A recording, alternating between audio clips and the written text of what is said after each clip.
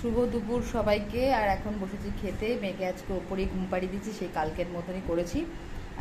স্নান টান করিয়ে ওপরেই স্নান করিয়ে, আজকে আর নিচে নিয়ে আসিনি। স্নান করিয়ে খাবার খাইয়েছি, পটি করেছি, সব ওপরে করিয়ে ওপরেই ঘুম পাড়িয়ে দিয়েছি। আর ওকে ঘুম পাড়িয়ে আমি এসেছি নিচে। মামনের বাবাই নেই, খুব তাড়াতাড়ি ওপরে যেতে হবে, কারণ মেয়ে উঠে পড়লে কাঁদবে। তো আমি এখন বসেছি খেতে। তো দেখায় তোমাদেরকে কী দিয়ে ভাত খাচ্ছি, চলো দেখো। এখানে আছে, এটা হচ্ছে চিতল মাছ, এটা হচ্ছে